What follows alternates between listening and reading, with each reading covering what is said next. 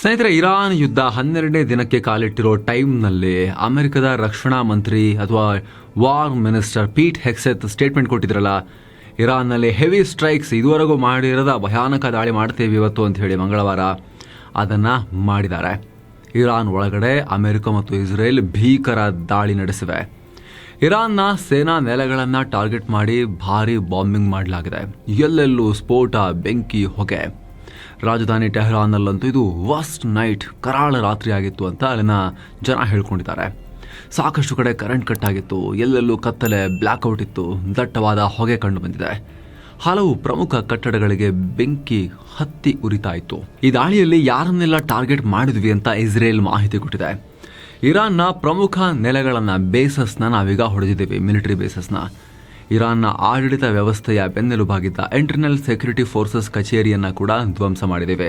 ಹಾಗೆ ಬಸೀಜ್ ಫೋರ್ಸ್ ಅಂದರೆ ದೇಶದ ಒಳಗಡೆ ಕೆಲಸ ಮಾಡೋ ಅರೆ ಸೇನಾ ಪಡೆ, ಬಂಡಾಯಗಳನ್ನು ಹತ್ತಿಕ್ಕೋ, ಖಾಮನೆ ವಿರುದ್ಧ ಇರೋರನ್ನ ಮುಗಿಸೋ ಬಸೀಜ್ ಪಡೆ, ಅದರ ಬಹುತೇಕ ನೆಲೆಗಳು ಈಗ ಇಲ್ಲವಾಗಿವೆ. IRGC ಕಮಾಂಡ್ ಸೆಂಟರ್, ಸ್ಪೆಷಲ್ ಫೋರ್ಸಸ್ನ ಮುಖ್ಯ ಕಚೇರಿ ಮತ್ತು ಬಸೀಜ್ ಫೋರ್ಸ್ನ ಮೂಲ ಸೌಕರ್ಯಗಳನ್ನು ನಾಶ ಮಾಡಿದ್ದೇವೆ. ಟೆಹರಾನ್ ಮತ್ತು ತಬ್ರೀಜ್ ನಗರಗಳಲ್ಲಿ ಕಂಬೈನ್ಡ್ ಸ್ಟ್ರೈಕ್ ಮಾಡಿದ್ದೇವೆ. ಖಾಮನೆ ಆಡಳಿತದ ಒಂದೇ ಒಂದು ಕುರುಹು ಇರೋಕ್ಕೂ ನಾವು ಬಿಡೋದಿಲ್ಲ, ನಮ್ಮ ದಾಳಿಗಳು ಕಂಟಿನ್ಯೂ ಆಗ್ತವೆ ಅಂತ ಹೇಳಿದ್ದಾರೆ. ಅಷ್ಟೇ ಅಲ್ಲ, ಈ ಯುದ್ಧಕ್ಕೆ ನಾವು ಟೈಮ್ ಲೈನ್ ಕೂಡ ಕೊಡೋಕ್ಕಾಗಲ್ಲ ಅಂತ ಹೇಳಿದ್ದಾರೆ. ಇತ್ತ ಹಾರ್ಮುಜ್ ಜಲಸಂಧಿಯಲ್ಲಿ ಅಮೆರಿಕ ದಾಳಿ ಮಾಡಿದೆ. ಈ ಬಗ್ಗೆ ಅಮೆರಿಕದ ಸೆಂಟ್ರಲ್ ಕಮಾಂಡ್ ಮಾಹಿತಿ ಕೊಟ್ಟಿದೆ. ಹಾರ್ಮುಜ್ ಜಲಸಂಧಿ ಬಳಿ ಸಮುದ್ರದ ಒಳಗಡೆ ಇರಾನ್ ಬಾಂಬ್ಗಳನ್ನು ಅಳವಡಿಸೋಕೆ ಮುಂದಾಗಿತ್ತು. ಇಂಥ 16 ಹಡಗುಗಳನ್ನು ನಾವು ಮುಳುಗಿಸಿದ್ವಿ, ನೀರು ಪಾಲು ಮಾಡಿದ್ವಿ, ಧ್ವಂಸ ಮಾಡಿ ಮುಳುಗಿಸಿದ್ವಿ, ನಾಶ ಮಾಡಿದ್ದೀವಿ ಅಂತ ಅಮೆರಿಕ ಹೇಳಿದೆ.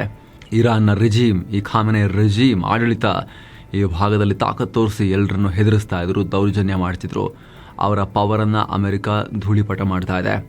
ಈ ನೀರಿನಲ್ಲಿ ಇನ್ನು ಮುಂದೆ ಇರಾನ್ ಆಟ ನಡೆಯಲ್ಲ ಅಂತ ಹೇಳಿದ್ದಾರೆ. ಅಲ್ಲದೆ ಮರಘೆ, ಟೆಹರಾನ್, ತಬ್ರೀಜ್ ಭಾಗದಲ್ಲಿ ಈ ಕ್ಷಣಕ್ಕೂ ದಾಳಿಗಳು ನಡೀತಾನೆ ಇವೆ ಅನ್ನೋ ಸುದ್ದಿ ಬರ್ತಾ ಇದೆ.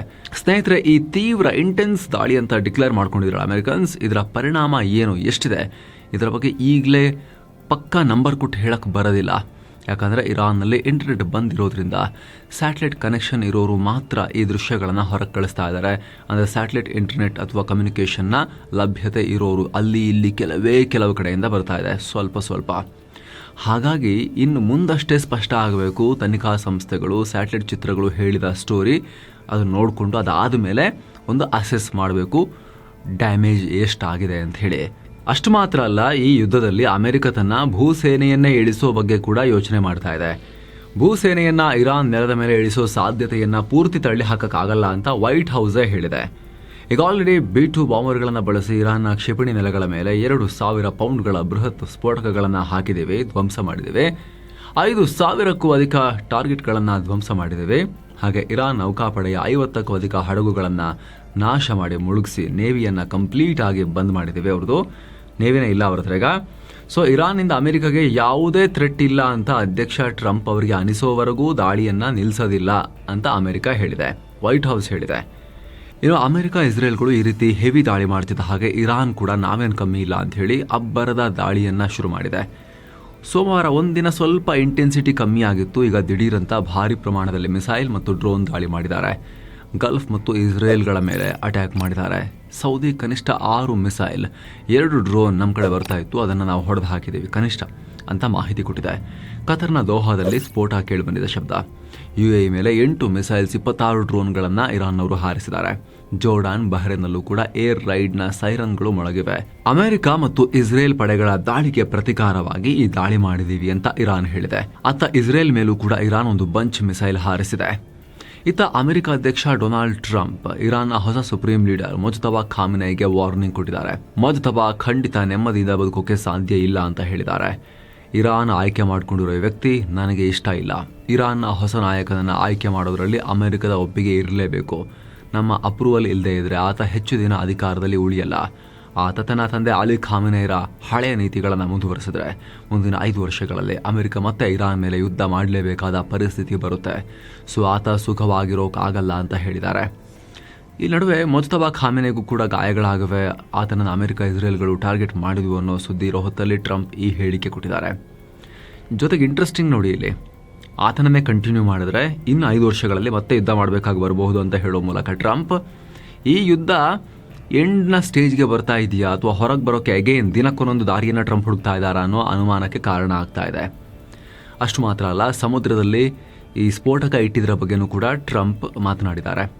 ಇರಾನ್ ಏನಾದರೂ ಹೊರ್ಮುಜ್ ಜಲಸಂಧಿಯಲ್ಲಿ ಯಾವುದೇ ಮೈನ್ಸ್ ಅಂದರೆ ಸಮುದ್ರದ ಆಳದಲ್ಲಿ ಇಡುವಂತಹ ಸ್ಫೋಟಕವನ್ನು ಇಟ್ಟಿದ್ರೆ ಈಗಲೇ ಅವುಗಳನ್ನು ತೆಗೆದು ಹಾಕಿಲ್ಲ ಅಂದರೆ ಇರಾನ್ ಹಿಂದೆಂದೂ ಕಾಣದ ದಾಳಿಯನ್ನು ಮಾಡಬೇಕಾಗತ್ತೆ.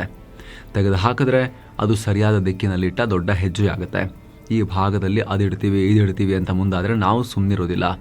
ಅತ್ಯಂತ ವೇಗವಾಗಿ ಮತ್ತು ಕ್ರೂರವಾಗಿ ಇದೆಲ್ಲವನ್ನು ಮಟ್ಟ ಹಾಕಿ ನಾವು ನಾಶ ಮಾಡ್ತೀವಿ ಅಂತ ಟ್ರಂಪ್ ಮತ್ತೊಂದು ಭಯಾನಕ ಬೆದರಿಕೆಯನ್ನು ಇರಾನ್ಗೆ ಒಡ್ಡಿದ್ದಾರೆ. ಯುದ್ಧ ತಾರಕಕ್ಕೇರ್ತಿರೋ ಹೊತ್ತಲ್ಲಿ ಅಮೆರಿಕದ ವಾರ್ ಸೆಕ್ರೆಟರಿ ಪೀಟ್ ಹೆಕ್ಸೆತ್ ರಷ್ಯಾಗೆ ವಾರ್ನಿಂಗ್ ಕೊಟ್ಟಿದ್ದಾರೆ. ಮಿಡಲ್ ಈಸ್ಟ್ನ ಈ ಕಾಳಗದಲ್ಲಿ ರಷ್ಯಾ ಯಾವುದೇ ಕಾರಣಕ್ಕೂ ಮೂಗು ತೂರಿಸಬಾರದು ಅಂತ ಹೇಳಿದ್ದಾರೆ. ಅಮೆರಿಕನ್ ಯುದ್ಧ ನೌಕೆಗಳು ಮತ್ತು ವಿಮಾನಗಳ ಲೊಕೇಶನ್ ಬಗ್ಗೆ ಇರಾನ್ಗೆ ರಷ್ಯಾ ಗುಪ್ತಚರ ಮಾಹಿತಿ ಕೊಡ್ತಾ ಇದೆ ಅನ್ನೋ ರಿಪೋರ್ಟ್ಗಳಿಗೆ ಈ ಥರ ಹೇಳಿದ್ದಾರೆ. ಅಷ್ಟೇ ಅಲ್ಲ, ಇತ್ತೀಚೆಗೆ ಇರಾನ್ ವಿದೇಶಾಂಗ ಸಚಿವರೇ ರಷ್ಯಾ ತಮಗೆ ಹಲವು ರೀತಿಯಲ್ಲಿ ಸಹಾಯ ಮಾಡ್ತಿದೆ ಅಂತ ಒಪ್ಕೊಂಡಿದ್ರು. ಯುಕ್ರೇನ್ ಯುದ್ಧದಲ್ಲಿ ಹೇಗೆ ಅಮೆರಿಕ ಮತ್ತು ಮಿತ್ರರ ಏರ್ ಡಿಫೆನ್ಸ್ ಸಿಸ್ಟಮ್ಗಳನ್ನು ರಷ್ಯಾ ನಾಶ ಮಾಡಿತ್ತು ಅಂತ ರಷ್ಯಾ ಇರಾನ್ಗೆ ಹೇಳಿತಂತೆ. ಆ ಟೆಕ್ನಿಕನ್ನೇ ಈಗ ಇರಾನ್ ಇಸ್ರೇಲ್ ವಿರುದ್ಧ, ಅಮೆರಿಕದ ಮಿತ್ರರ ವಿರುದ್ಧ ದಾಳಿ ಮಾಡೋ ಟೈಮ್ನಲ್ಲಿ ಬಳಸ್ತಾ ಇದೆ. ವಿಶೇಷವಾಗಿ ಜೋರ್ಡನ್ನಲ್ಲಿ ಒಂದು ಏರ್ ಡಿಫೆನ್ಸ್ ಸಿಸ್ಟಮನ್ನು ಹೊಡೆದ್ರು ಇರಾನಿಯನ್ಸ್. ಹೀಗಾಗಿ ನೀವು ಅದನ್ನು ಮಾಡಬೇಡಿ, ಇರಾನ್ಗೆ ಹೆಲ್ಪ್ ಮಾಡಬೇಡಿ ಅಂತ ಅಮೆರಿಕ ವಾರ್ನಿಂಗ್ ಕೊಟ್ಟಿದೆ. ಪುಟಿನ್ ಮತ್ತು ಟ್ರಂಪ್ ಮಾತುಕತೆಯಲ್ಲೂ ಕೂಡ ನಾವು ಇರಾನ್ಗೆ ಗುಪ್ತಚರ ಮಾಹಿತಿ ಕೊಡಲ್ಲ ಅಂತ ಪುಟಿನ್ ಟ್ರಂಪ್ಗೆ ಭರವಸೆ ಕೊಟ್ಟಿದ್ದಾರೆ ಅಂಥೇಳಿ ಅಮೆರಿಕ ಹೇಳಿದೆ. ಯುದ್ಧದ ಪರಿಣಾಮ ಭಾರತದಲ್ಲಿ ತೈಲ ಮತ್ತು ಗ್ಯಾಸ್ಗಾಗಿ ದೊಡ್ಡ ಹಾಹಾಕಾರ ಶುರುವಾಗ್ತಾ ಇದೆ. ಹೀಗಾಗಿ ಭಾರತ ಕೂಡ ತನ್ನ ನೌಕಾಪಡೆಯನ್ನು ಇಳಿಸೋಕೆ ಮುಂದಾಗಿದೆ. ಹೊರ್ಮುಜ್ ಜಲಸಂಧಿ ಮೂಲಕ ಹಾದು ಹೋಗೋ ವಾಣಿಜ್ಯ ಹಡಗುಗಳಿಗೆ ಎಸ್ಕಾಟ್ ಮಾಡೋಕೆ ಭಾರತ ಥಿಂಕ್ ಮಾಡ್ತಾ ಇದೆ ಅಂತ ನ್ಯೂಯಾರ್ಕ್ ಟೈಮ್ಸ್ ರಿಪೋರ್ಟ್ ಮಾಡಿದೆ. ಭಾರತದ ಹಡಗುಗಳ ಮಾಲೀಕರು ತಮ್ಮ ವಾಣಿಜ್ಯ ಹಡಗುಗಳಿಗೆ ರಕ್ಷಣೆ ಒದಗಿಸುವಂತೆ ಭಾರತ ಸರ್ಕಾರವನ್ನು ಕೇಳಿದ್ರು. ಈ ಹಿನ್ನೆಲೆಯಲ್ಲಿ ಭಾರತ ಸರ್ಕಾರ ಗಂಭೀರವಾಗಿ ಚಿಂತನೆ ನಡೆಸ್ತಾ ಇದೆ. ನೌಕಾಪಡೆಯ ಹಡಗುಗಳನ್ನು ಈ ಭಾಗಕ್ಕೆ ಕಳಿಸೋ ಬಗ್ಗೆ ಯೋಚನೆ ಮಾಡ್ತಾ ಇದೆ. ಮಿಡಲ್ ಈಸ್ಟ್ನಿಂದ ಭಾರತಕ್ಕೆ 55% ಕಚ್ಚಾ ತೈಲ ಮತ್ತು 80% LPG ಬರಬೇಕು. ಆ ಮಾರ್ಗದ ಮೂಲಕವೇ, ಹೊರ್ಮುಜ್ ಮೂಲಕವೇ ಬರಬೇಕು. ಇಂಧನ ಪೂರೈಕೆಯಲ್ಲಿ ಯಾವುದೇ ವ್ಯತ್ಯಯ ಆಗದಂತೆ ತಡೆಯೋಕೆ ಈ ಕ್ರಮದ ಬಗ್ಗೆ ಪ್ಲಾನ್ ಮಾಡಲಾಗ್ತಿದೆ. ಈಗ ಆಲ್ರೆಡಿ 38 ಭಾರತೀಯ ಹಡಗುಗಳು ಮತ್ತು 1100ಕ್ಕೂ ಅಧಿಕ ನಾವಿಕರು ಪರ್ಷಿಯನ್ ಗಲ್ಫ್ನಲ್ಲಿ ಸಿಕ್ಕಾಕೊಂಡಿದ್ದಾರೆ ಅನ್ನೋ ರಿಪೋರ್ಟ್ಸ್ ಇವೆ. ಆದರೆ ಪ್ರಾಬ್ಲಮ್ ಏನು ಅಂದರೆ, ಆಲ್ರೆಡಿ ಲೋಡ್ ಆಗಿ ತುಂಬಿ ನಿಂತ್ಕೊಂಡಿರೋದನ್ನು ಭಾರತ ನೇವಿಯನ್ನು ಕಳಿಸಿ ರಿಸ್ಕ್ ತಗೊಂಡು ಆಚೆ ತರ್ಬೋದು. ಆದರೆ ಅದಾದಮೇಲೆ ಅದು ಎಲ್ಲಿಗೆ ಸಾಕಾಗುತ್ತೆ ನಮಗೆ? ಅದಾದಮೇಲೂ ಕೂಡ ಕಂಟಿನ್ಯೂಟಿಯನ್ನು ನೋಡ್ಕೊಳ್ಳೋಕ್ಕೆ ಸಪ್ಲೈ ಹಿಂಗೆ ಅಲ್ಲಿ ತೈಲ ಉತ್ಪಾದನೆ ಆಗಬೇಕಲ್ವಾ? ಅಲ್ಲಿ ಇರಾನ್ ಡ್ರೋನ್ ಮತ್ತು ಮಿಸೈಲ್ ಹಾರಿಸೋದನ್ನು ಕಮ್ಮಿ ಮಾಡಬೇಕಲ್ವಾ?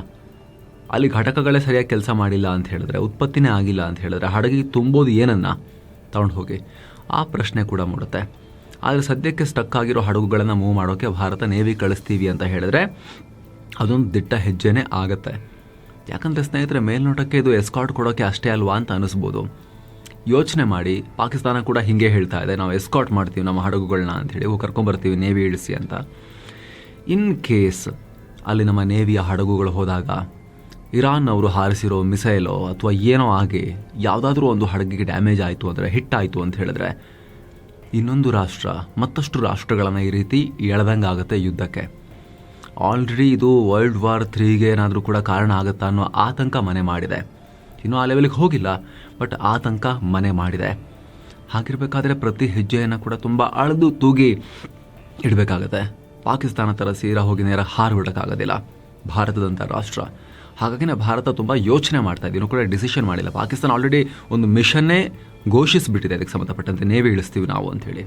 ಆದರೆ ಭಾರತ ಇನ್ನೂ ಕೂಡ ಆ ರೀತಿ ಥಿಂಕ್ ಮಾಡ್ತಾ ಇದೆ ಅನ್ನೋ ರಿಪೋರ್ಟ್ಸ್ ಬರ್ತಾ ಇದೆ. ಅಧಿಕೃತ ಡಿಸಿಷನ್ ಆಗಿಲ್ಲ. ಮತ್ತೊಂದು ಕಡೆ ಅಮೆರಿಕ ನಾವು ಎಸ್ಕಾರ್ಟ್ ಕೊಡ್ತೀವಿ ಬನ್ನಿ ತೈಲ ತಗೊಂಡೋಗಿ ಅಂತ ಹೇಳ್ತಿತ್ತಲ್ಲ, ಈಗ ನಿರಾಕರಿಸಿದೆ. ತೈಲ ಕಂಪನಿಗಳಿಗೆ ಕೊಡೋಕ್ಕಾಗಲ್ಲ ಅಂತ. ಅಮೆರಿಕದ ಮಿಲಿಟರಿ ಇದುವರೆಗೆ ಯಾವುದೇ ವಾಣಿಜ್ಯ ಹಡಗುಗಳಿಗೆ ಹೊರ್ಮುಜ್ ಜಲಸಂಧಿಯಿಂದ ಎಸ್ಕಾರ್ಟ್ ಮಾಡಿಲ್ಲ. ಈ ಟೈಮ್ನಲ್ಲಿ ನಾವು ಎಸ್ಕಾರ್ಟ್ ಕೊಡೋಕೆ ಆಗೋದೂ ಇಲ್ಲ ಅಂಥೇಳಿ ಹೇಳಿಕೆಯನ್ನು ಕೊಟ್ಟಿದ್ದಾರೆ. ಒಂದು ಕಡೆ ಟ್ರಂಪ್ ದೊಡ್ಡ ಯಜಮಾನ ಥರ ನಾವು ಎಸ್ಕಾರ್ಟ್ ಕೊಡ್ತೀವಿ ಅಂತ ಹೇಳ್ತಿದ್ದಾರೆ, ಆದರೆ ಅವರ ಫೋರ್ಸಸ್ ಮಾತ್ರ ನಾವು ಇದುವರೆಗೆ ಕೊಟ್ಟಿಲ್ಲ, ಕೊಡೋಕ್ಕಾಗೋದು ಇಲ್ಲ ಅನ್ನೋ ಹೇಳಿಕೆಯನ್ನು ಕೊಟ್ಟಿದ್ದಾರೆ. ಮತ್ತೊಂದು ಕಡೆ ಇದೇ ವೇಳೆ ಭಾರತದ ವಿದೇಶಾಂಗ ಸಚಿವ ಎಸ್ ಜೈಶಂಕರ್ ಅವರು ಇರಾನ್ ವಿದೇಶಾಂಗ ಸಚಿವ ಸೈಯದ್ ಅಬ್ಬಾಸ್ ಅರಾಕ್ಚಿಯೊಂದಿಗೆ ಮಾತುಕತೆ ನಡೆಸಿದ್ದಾರೆ. ಪ್ರಸ್ತುತ ಸ್ಥಿತಿಗತಿ ಬಗ್ಗೆ ಚರ್ಚೆ ಮಾಡಿದ್ದಾರೆ. ಈ ಮೂಲಕ ಫೆಬ್ರವರಿ 28ರಿಂದ ಅಂದರೆ ಯುದ್ಧ ಶುರುವಾದಾಗಿನಿಂದ ಇವರು 3ನೇ ಬಾರಿ ಮಾತಾಡಿ ಕಳವಳ ವ್ಯಕ್ತಪಡಿಸಿದಂತಾಗಿದೆ. ಸದ್ಯ ಇರಾನ್ನಿಂದ 67,000 ಭಾರತೀಯರನ್ನು ಆ ಭಾಗದಿಂದ ಸೇಫ್ ಆಗಿ ವಾಪಸ್ ಕರೆತರಲಾಗಿದೆ. ಏನೋ ಈ 12 ದಿನಗಳ ಯುದ್ಧದಲ್ಲಿ 6 ಸೈನಿಕರು ಸಾವನ್ನಪ್ಪಿದ್ದಾರೆ, ಒಟ್ಟು 140 ಅಮೆರಿಕನ್ ಸೈನಿಕರು ಗಾಯಗೊಂಡಿದ್ದಾರೆ ಅಂತ ಪೆಂಟಗನ್ ಅಧಿಕೃತವಾಗಿ ಸ್ಪಷ್ಟಪಡಿಸಿದೆ. ಈ ನಡುವೆ ಅಮೆರಿಕ ಮತ್ತೊಂದು ಮಹತ್ವದ ಮಾಹಿತಿ ಕೊಟ್ಟಿದೆ. ಅಮೆರಿಕ ಮತ್ತು ಇಸ್ರೇಲ್ ದಾಳಿಯಿಂದಾಗಿ ಇರಾನ್ನ ಯುರೇನಿಯಂ ಎನ್ರಿಚ್ಮೆಂಟ್ ಸಾಮರ್ಥ್ಯ ಬಹುತೇಕ ನಾಶ ಆಗಿದೆ ಅಂತ ಮಿಡಲ್ ಈಸ್ಟ್ನ ಅಮೆರಿಕದ ಪ್ರತಿನಿಧಿ ಸ್ಟೀವ್ ವಿಟ್ಕಾಫ್ ಹೇಳಿದ್ದಾರೆ. ಇಷ್ಟು ದಿನ ಪರಮಾಣು ಸ್ಫೋಟಕ ಮಾಡ್ತೀವಿ ಅಂತ ಬೆದರಿಸ್ತಾ ಇದ್ದ ಇರಾನ್ಗೆ ಅಮೆರಿಕ ಮತ್ತು ಇಸ್ರೇಲ್ ಪಾಠ ಕಲಿಸಿವೆ. ಇರಾನ್ನ ಪರಮಾಣು ಸಾಮರ್ಥ್ಯವನ್ನು ನಾವು ಆಲ್ಮೋಸ್ಟ್ ಮುಗಿಸಿ ಹಾಕಿದ್ದೀವಿ ಅಂತ ಟಿವಿ ಇಂಟರ್ವ್ಯೂ ಒಂದರಲ್ಲಿ ಹೇಳಿಕೆ ಕೊಟ್ಟಿದ್ದಾರೆ. ಇತ್ತ ಇರಾನ್ನ ಇಂಧನ ಮತ್ತು ತೈಲ ನೆಲೆಗಳ ಮೇಲೆ ಯಾವುದೇ ಕಾರಣಕ್ಕೂ ದಾಳಿ ಮಾಡಬೇಡಿ ಅಂತ ಅಮೆರಿಕ ಇಸ್ರೇಲ್ಗೆ ಸೂಚನೆ ಕೊಟ್ಟಿದೆ. ಈ ಬಗ್ಗೆ ಇಸ್ರೇಲ್ ಸೇನಾ ಮುಖ್ಯಸ್ಥ ಇಯಾಲ್ ಜಮೀರ್ಗೆ ಅಮೆರಿಕದ ಉನ್ನತ ಮಟ್ಟದಿಂದ ನೇರ ಸಂದೇಶ ರವಾನೆಯಾಗಿದೆ. ಯುದ್ಧ ಮುಗಿದ ಮೇಲೆ ಹೇಗೂ ಇರಾನ್ ತೈಲ ನಮ್ಮದೇ ಆಗುತ್ತೆ, ಅಲ್ಲಿನ ಕಂಪನಿಗಳೊಂದಿಗೆ ನಾವು ಒಪ್ಪಂದ ಮಾಡ್ಕೋಬೇಕು. ಸೊ ಈ ಥರ ದಾಳಿ ಮಾಡಿದ್ರೆ ನಮಗೂ ಕೂಡ ನಷ್ಟ. ಆ ಕಡೆ ಇರಾನ್ನ ಜನಕ್ಕೂ ಕೂಡ ಆರ್ಥಿಕತೆಗೆ ಸಮಸ್ಯೆ ಆಗುತ್ತೆ, ಜನರ ಹೊಟ್ಟೆಪಾಡಿಗೂ ಕೂಡ. ಆವಾಗ ಅಲ್ಲಿನ ಜನರನ್ನ ಅಲ್ಲಿನ ಸರ್ಕಾರದ ವಿರುದ್ಧ ರೊಚ್ಚಿಗೇಳಿಸೋ ಪ್ರಯತ್ನ ಏನಿದೆ ಅದೆಲ್ಲ ವರ್ಕೌಟ್ ಆಗಲ್ವಲ್ಲ. ಹೀಗಾಗಿ ತೈಲ ನೆಲೆಗಳ ಮೇಲೆ ದಾಳಿ ಮಾಡಬೇಡಿ. ಆಮೇಲೆ ಅವರು ಕೂಡ ರೊಚ್ಚಿಗೆದ್ದು ಗಲ್ಫ್ ರಾಷ್ಟ್ರಗಳ ಮೇಲೆ ಪ್ರತಿದಾಳಿ ಮಾಡಿದ್ರೆ ಇಡೀ ಜಗತ್ತಿಗೆ ಆಯಿಲ್ ಸಪ್ಲೈಗೆ ಪ್ರಾಬ್ಲಮ್ ಆಗುತ್ತೆ ಅಂತ ಅಮೆರಿಕ ಇಸ್ರೇಲ್ ಸೇನಾ ಮುಖ್ಯಸ್ಥರಿಗೆ ಎಲ್ ಜಮೀರ್ಗೆ ನೇರವಾಗಿ ವಾರ್ನಿಂಗ್ ಕೊಟ್ಟಿದೆ ಅಂತ ಮಾಹಿತಿ ಬರ್ತಾ ಇದೆ. ಏನೋ ಈ ಯುದ್ಧದ ನಡುವೆ ತೈಲ ಬೆಲೆ ಉಯ್ಯಾಲೆ ಆಡ್ತಾ ಇದೆ. ಬ್ರೆಂಟ್ ಕ್ರೂಡ್ ಆಯಿಲ್ ಬೆಲೆ ಪ್ರತಿ ಬ್ಯಾರಲ್ಗೆ ಈಗ $84ರಿಂದ $90 ತನಕ ಹೊಯ್ದಾಡ್ತಾ ಇದೆ. $120 ತನಕನೂ ಹೋಗಿತ್ತು ಒಂದಿನದ ಹಿಂದೆ ಅಷ್ಟೇ. ಆಮೇಲೆ ಟ್ರಂಪ್ ಬೇಗ ಯುದ್ಧ ಮುಗಿಯುತ್ತೆ ಅನ್ನೋ ಹೇಳಿಕೆ ಕೊಟ್ಟರು. ಒಂದ್ಸಲ ನಾವು ಗೆದ್ವಿ ಅಂತ ಹೇಳಿದ್ರು. ಮತ್ತು ಮೊಜತಬಾ ಖಾಮಿನೆ ಕಂಟಿನ್ಯೂ ಮಾಡಿದ್ರೆ 5 ವರ್ಷ ಬಿಟ್ಟ ಮೇಲೆ ಇನ್ನೊಂದ್ಸಲ ಯುದ್ಧ ಮಾಡಬೇಕಾಗತ್ತೆ ಅಂತ ಹೇಳಿದ್ರು. ಅವಾಗ ಎಲ್ಲೋ ಇವಾಗ ಎಸ್ಕೇಪ್ ರೂಟ್ ಹುಡುಕ್ತಾ ಇದ್ದಾರೆ ಟ್ರಂಪ್. ಹಾಗಾದರೆ ಸದ್ಯಕ್ಕೆ ಇವಾಗ ಏನಾದ್ರು ರಿಲೀಫ್ ಸಿಗ್ಬೋದಾ ಅನ್ನೋ ಲೆಕ್ಕಾಚಾರದಲ್ಲಿ ಆಯಿಲ್ ಸ್ವಲ್ಪ ಚೇತರಿಸ್ಕೊಳ್ತು. ಹಾಗಂತ ಪೂರ್ತಿ ಏನಲ್ಲ, ಇವಾಗಲೂ ಕೂಡ $90 ಆಸುಪಾಸು ಸ್ವಲ್ಪ ಆ ಕಡೆ ಈ ಕಡೆ ಹೊಯ್ದಾಡ್ತಾ ಇದೆ. ಯಾವಾಗ ಈ ವಿಡಿಯೋ ರೆಕಾರ್ಡ್ ಮಾಡೋ ಟೈಮ್ನಲ್ಲಿ ಇದು ಗಳಿಗೆ ಚೇಂಜ್ ಆಗ್ತಾ ಇರುತ್ತೆ ಸ್ನೇಹಿತರೆ. ಹಾಗಾಗಿ ಕಾನ್ಸ್ಟೆಂಟ್ ಮಾನಿಟರಿಂಗ್ನ ಅವಶ್ಯಕತೆ ಇದಕ್ಕೆ ಸಂಬಂಧಪಟ್ಟಂತೆ ಇದೆ. ನಾವು ನಿಮಗೆ ನಿರಂತರವಾಗಿ ಮಾಹಿತಿ ಕೊಡ್ತಾ ಇರ್ತೀವಿ ಎಲ್ಲ ವಿಡಿಯೋಸಲ್ಲೂ ಕೂಡ ಇದ್ರ ಬಗ್ಗೆ. ಏನೋ ಇಸ್ರೇಲ್ ಲೆಬನಾನ್ ಮೇಲೂ ಕೂಡ ದಾಳಿಯನ್ನು ತೀವ್ರಗೊಳಿಸ್ತಾ ಇದೆ. ದಕ್ಷಿಣ ಲೆಬನಾನ್ನಲ್ಲಿ ಹಿಜ್ಬುಲ್ಲಾವನ್ನು ಗುರಿಯಾಗಿಸಿ ಮತ್ತಷ್ಟು ದಾಳಿ ಮಾಡಿದೆ. ಈ ಯುದ್ಧದಲ್ಲಿ ಇಸ್ರೇಲ್ ಲೆಬನಾನ್ ಅಥವಾ ಇಸ್ರೇಲ್ ಹಿಜ್ಬುಲ್ಲಾ ಯುದ್ಧದಲ್ಲಿ 7 ಲಕ್ಷಕ್ಕೂ ಅಧಿಕ ಜನ ಲೆಬನಾನ್ ಜನ ಸೌತ್ ಲೆಬನಾನ್ನಲ್ಲಿದ್ದವರು, ಹಿಜ್ಬುಲ್ಲಾ ಪ್ರಾಬಲ್ಯದ ಏರಿಯಾಗಳಲ್ಲಿದ್ದವರು ಮನೆ ಮಠ ಬಿಟ್ಟು ಬೀದಿ ಪಾಲಾಗಿದ್ದಾರೆ. ಇದರಲ್ಲಿ 2 ಲಕ್ಷ ಮಕ್ಕಳಿದ್ದಾರೆ. ಈ ಪೈಕಿ ಮಾರ್ಚ್ 10ನೇ ತಾರೀಕು ಒಂದೇ ದಿನ 1 ಲಕ್ಷ ಜನ ಆ ಏರಿಯಾ ಬಿಟ್ಟು ಉತ್ತರಕ್ಕೆ ಓಡಿದ್ದಾರೆ. ಇದು ಅತ್ಯಂತ ಅಪಾಯಕಾರಿ ಮಾನವೀಯ ಬಿಕ್ಕಟ್ಟು ಅಂತ ವಿಶ್ವಸಂಸ್ಥೆ ಹೇಳಿದೆ. ಆದರೆ ಇಸ್ರೇಲ್ ಇದನ್ನು ಸಮರ್ಥನೆ ಮಾಡಿಕೊಂಡಿದೆ. ನಮಗಿದರ ಅವಶ್ಯಕತೆ ಇದೆ, ನಾವು ದಾಳಿಯನ್ನು ಕಂಟಿನ್ಯೂ ಮಾಡ್ತೀವಿ, ಇಸ್ರೇಲ್ ಭದ್ರತೆಗೆ ಇರೋ ಅಪಾಯಗಳನ್ನು ಮಟ್ಟ ಹಾಕ್ತೀವಿ ಅಂತ ಹೇಳಿದೆ. ಏನೋ ಲೆಬನಾನ್ ವಿಚಾರವಾಗಿ ಈ ಪಾಕಿಸ್ತಾನ ಕೂಡ ಅಳೋಕೆ ಶುರು ಮಾಡಿದೆ. ಇಸ್ರೇಲ್ನ ಈ ಆಕ್ರಮಣಶೀಲ ನಡೆಯಿಂದ ಲೆಬನಾನ್ನ ಸಾರ್ವಭೌಮತೆಗೆ ಧಕ್ಕೆ ಆಗ್ತಾ ಇದೆ.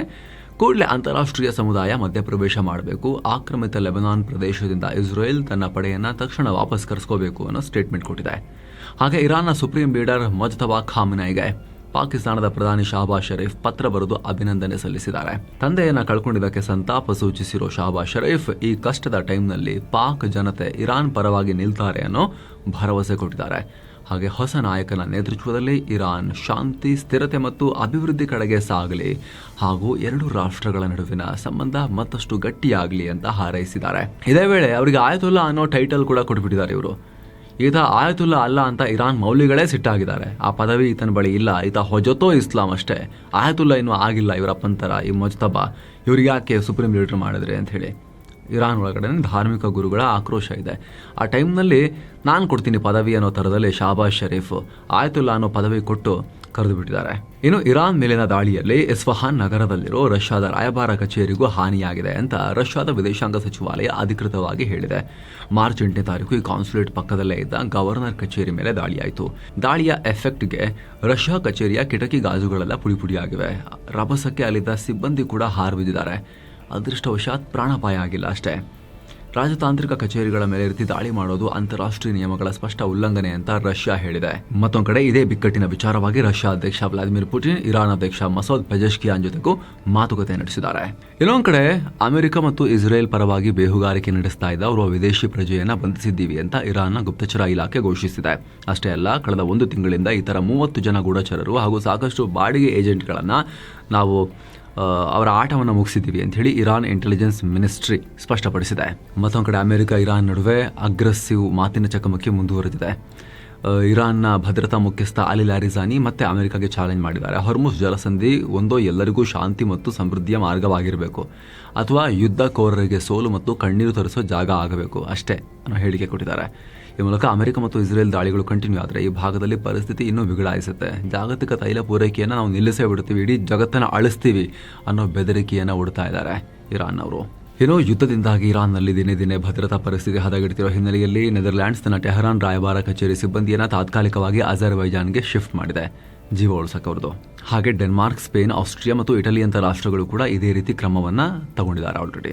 ಆದರೆ ಭಾರತ ಪೂರ್ಣ ಪ್ರಮಾಣದಲ್ಲಿ ಆಪರೇಷನ್ ನಡೆಸ್ತಾ ಇದೆ ಅಂತ ಜೈಶಂಕರ್ ಅವರು ಇತ್ತೀಚೆಗೆ ಹೇಳಿಕೆಯನ್ನು ಕೊಟ್ಟಿದ್ರು. ಅದಾದ್ಮೇಲೆ ಏನು ಬದಲಾವಣೆ ಆಗಿದೆ ಇನ್ನಷ್ಟು ಸ್ಪಷ್ಟವಾಗಬೇಕು. ಸೊ ಫ್ರೆಂಡ್ಸ್, ಈ ರೀತಿ ಯುದ್ಧದ ಇಲ್ಲಿವರೆಗಿನ ಎಲ್ಲ ಅಪ್ಡೇಟ್ಸ್ ನಿಮಗೆ ತಲುಪಿಸುವಂತ ಪ್ರಯತ್ನವನ್ನು ನಾವು ಮಾಡಿದ್ದೇವೆ. ಮುಂದೆನೂ ಕೂಡ ಏನಾಗುತ್ತೆ ಅದೆಲ್ಲವನ್ನ ಟೈಮ್ಲಿಯಾಗಿ ಮಾಹಿತಿ ನಿಮಗೆ ತಲುಪಿಸ್ತಾನೆ ಇರ್ತೀವಿ. ದಯವಿಟ್ಟು ಸಬ್ಸ್ಕ್ರೈಬ್ ಮಾಡದೇ ಇರೋರು ಸಬ್ಸ್ಕ್ರೈಬ್ ಮಾಡಿ. ಹಾಗೆ ಸ್ನೇಹಿತರೆ, ವಿಡಿಯೋ ಕೆಳಗಿರೋ ಜಾಯಿನ್ ಬಟನ್ ಮೂಲಕ ಆಸಕ್ತ ವೀಕ್ಷಕರು ಮಸ್ತ್ಮಗ ಪ್ರೀಮಿಯಂ ಮೆಂಬರ್ಸ್ ಆಗ್ಬೋದು. ಆಗ member only biz news, current power, ಎಕನಾಮಿಕ್ಸ್ನ ಮಿನಿ ಸೀರೀಸ್, ಆ ಎಲ್ಲ ಮೆಂಬರ್ ಓನ್ಲಿ ಕಾಂಟೆಂಟ್ ವೀಡಿಯೋಸನ್ನು ನೋಡೋದು ಮಾತ್ರ ಅಲ್ಲ, ನೀವು ನಮ್ಮ ತಂಡಕ್ಕೆ ಸಪೋರ್ಟ್ ಮಾಡಿದ ಹಾಗೂ ಕೂಡ ಆಗುತ್ತೆ. ಆಸಕ್ತರು ವಿಡಿಯೋ ಕೆಳಗಿರೋ ಜಾಯಿನ್ ಬಟನ್ ಚೆಕ್ ಮಾಡಿ ಮತ್ತೆ ಭೇಟಿ ಆಗ್ತಿರೋಣ ಸ್ನೇಹಿತರೆ. ಎಲ್ಲೇ ಇರಿ, ಸೇಫ್ ಆಗಿರಿ, ಹುಷಾರಾಗಿರಿ. ನಮಸ್ತೆ.